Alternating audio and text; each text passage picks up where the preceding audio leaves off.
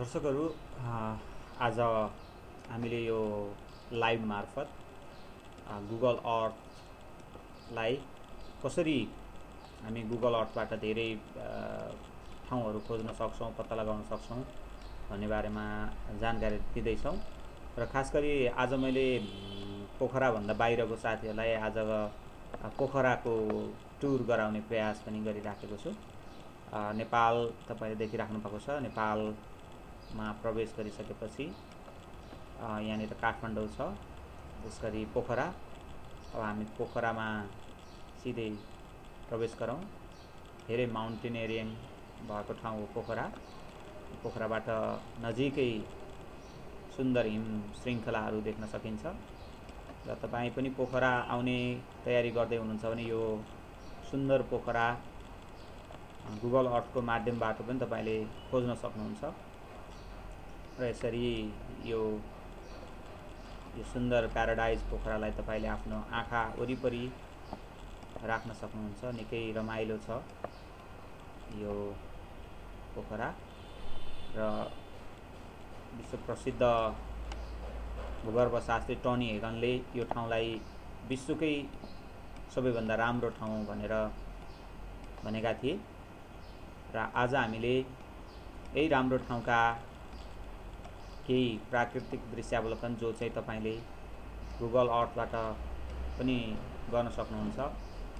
र यदि तपाईसँग गुगल अर्थ छैन भने पनि आजको यो भिडियोबाट म तपाईलाई पोखराको बारेमा जानकारी दिनेछु।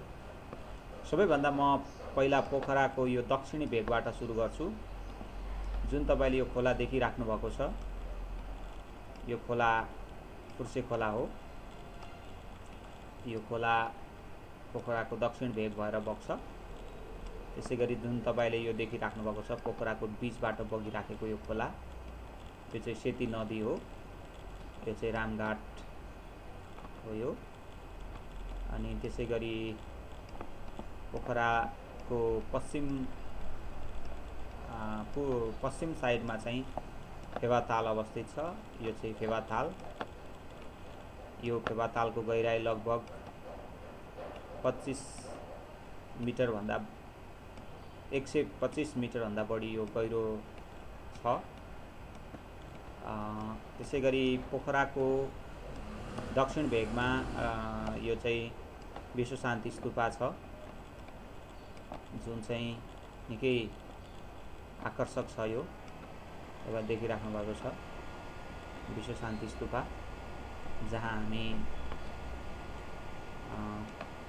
यो चाहिँ यसलाई अब चाइनिज गुम्बा भनेर पनि हामीले चिन्ने गर्छौँ, तर यो चाहिँ विश्व शान्ति स्तूपको रूपमा छ, तपाईले देखिसक्नु भएको छ। र यसको यहाँ हामी सिधै यसमा केही फ्लाइङ मोमेन्टहरू पनि राखेको छ। हामीले यसलाई आकर्षक ढङ्गबाट यसलाई हेर्न सक्छौँ। र यसरी यो जुन तपाईले देखिराख्नु भएको छ यो विश्व शान्ति स्तूपा निकै यो चाहिँ मनमोहक रहिराखेको छ। यो ठाउँ अत्यन्तै सुन्दर ठाउँ हो यो। यहाँ जानको लागि तपाईले पोखराबाट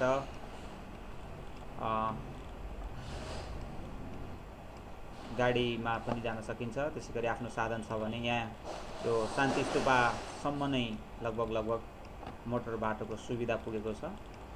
यसरी यो सुन्दर दृश्यलाई तपाईले आफ्नो आँखामा कैद गर्नको लागि तपाई यहाँसम्म जान सक्नुहुन्छ। त दर्शकवृन्द, तपाईले यो विश्व शान्ति स्तूपालाई निहालिसक्नु भएको छ। यहाँ निकै रमाइलो छ यो ठाउँ। जुन तपाईले अहिले गुगल अर्थबाट देखिरहेको ठाउँभन्दा पनि तपाईँ त्यहाँ पुगिसकेपछि तपाईलाई अझ स्वर्गीय अनुभूति हुने हामी विश्वास दिलाउन चाहन्छौँ। त्यसैगरी यो चाहिँ छोरेपाटन, जुन चाहिँ पोखराको शान्ति स्तूपाबाट दक्षिण भेगमा देखिने बजार हो। यो फुर्से खोला मैले अघि पनि भनिसकेँ। यहाँ चाहिँ पार्दी, त्यसैगरी घारीपाटन, कतिपय कुराहरू यहाँ तपाईँ आफै हेर्न सक्नुहुन्छ। यो नागढुङ्गा, त्यसैगरी सिमलचौर, यो एयरपोर्ट हो, पोखराको पोखरा एयरपोर्ट, जुन चाहिँ यो आन्तरिक हवाई उडानका लागि मात्रै प्रयोग हुन्छ। यसबाट राष्ट्रिय उडानहरू मात्रै हुन्छन्, अन्तर्राष्ट्रिय उडानहरू यहाँबाट हुँदैनन्। त्यसै गरी यो पोखराको पोखरा रङ्गशाला, त्यसै गरी यहाँनिर तपाईँ देखिरहनु भएको छ थुप्रै रमाइला ठाउँहरू छन्।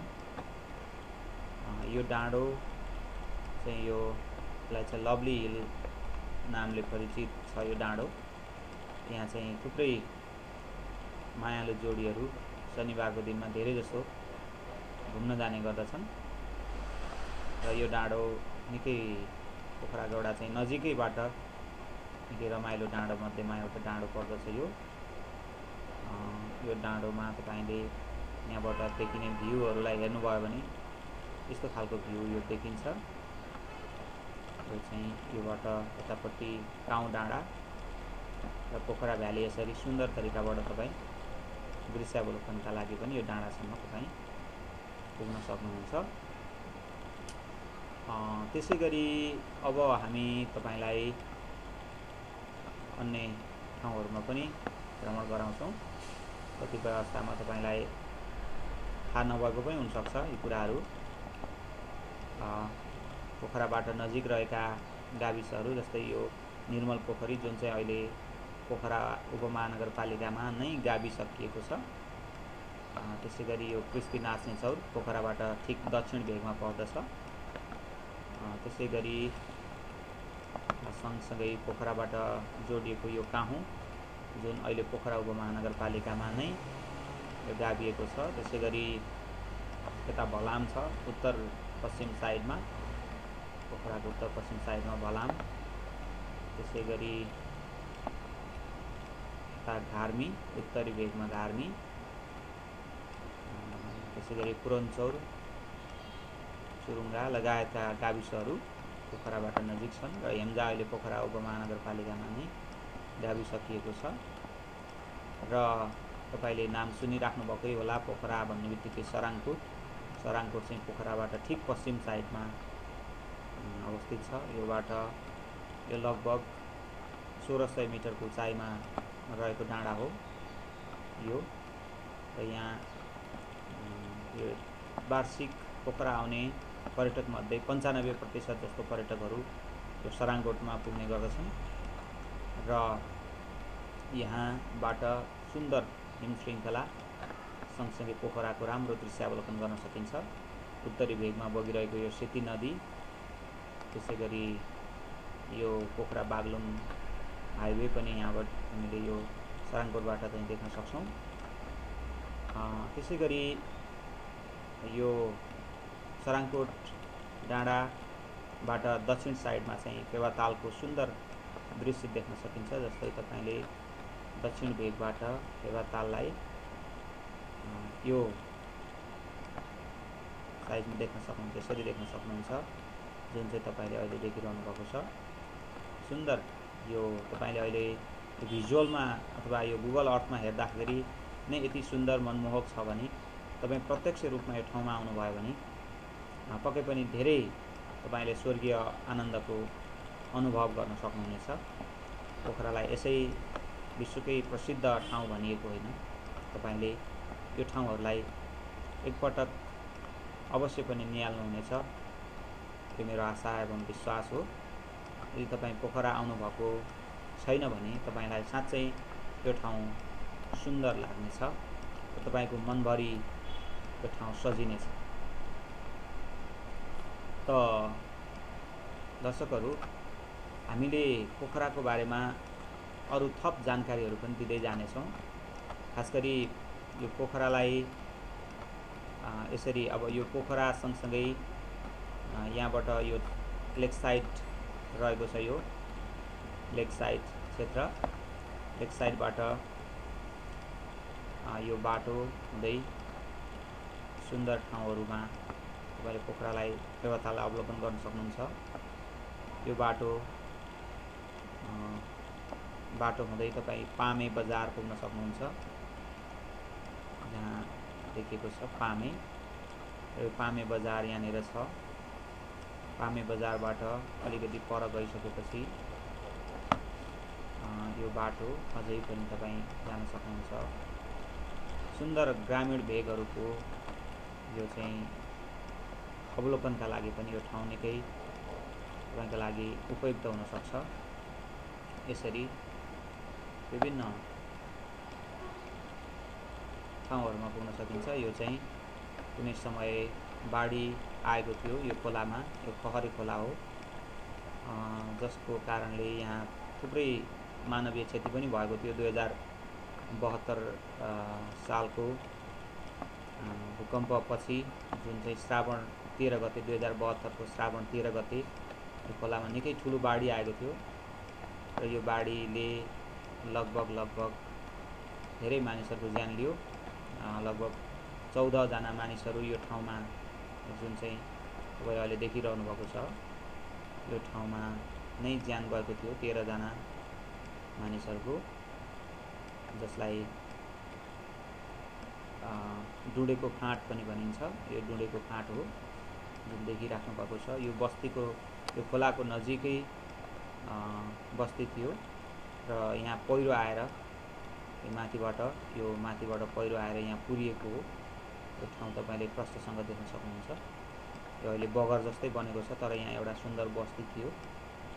यो बस्ती चाहिँ निकै यो चाहिँ पुरियो। यहाँबाट माथिबाट यो पहिरो आयो जुन तपाईले देखिरहनु भएको छ। यो पहिरो आएको ठाउँ पनि प्रष्ट रूपमा गुगल अर्थले देखाउन सकेको छ। यहाँ पहिला यताको जस्तै हरियो ठाउँ थियो र पछि यहाँबाट पहिरो आएर यहाँ चाहिँ मानिसहरूलाई बगायो। र यसरी यो ठाउँको बारेमा तपाईलाई मैले भने यो चाहिँ खहरे खोला हो। यस्तै पनि ठुलो बाढी आयो। यो बाढीले पनि धेरै धनजनको क्षति पुर्याएको थियो। त्यसैगरी यो ठाउँ अब यहाँबाट अलिकति माथि ऐतिहासिक स्थल कास्कीकोट पुग्न सकिन्छ, जुन चाहिँ तपाईले देखिरहनु भएको छ। यो कास्कीकोट हो। यहाँ हिमालयन देउराली रिसोर्ट देखिराख्नु भएको छ। यहाँ एउटा सुन्दर रिसोर्ट पनि छ। त्यसैगरी यो कास्कीकोट अत्यन्तै सुन्दर ठाउँ हो। यहाँ ऐतिहासिक स्थल पनि मानिन्छ यसलाई र यहाँ कश्यप ऋषिले तपस्या गरेको भएर यसलाई कास्की भनिएको हो र पछि अहिले यो कास्की जिल्लाको नाम नै यही कास्कीकोट भन्ने ठाउँबाट सुरुवात भएको थियो। दर्शकवृन्द, पोखराका नजिकका रहेका यी ठाउँहरूको बारेमा हामी तपाईलाई यो भिडियो मार्फत जानकारी दिइसकेका छौँ। यो सुन्दर ठाउँ तपाईँ पनि एकचोटि भ्रमणका लागि आउनुहोला। त्यसका लागि हामी तपाईलाई आग्रह गर्दछौँ। यो विश्वको एउटा स्वर्गको टुक्रा रहेको यो ठाउँ तपाईको पक्कै पनि उपस्थिति हुनेछ भन्ने अपेक्षा गर्दै म पनि आजको यो भिडियोबाट चाहिँ बिदा हुन्छु। हवस् त, नमस्ते।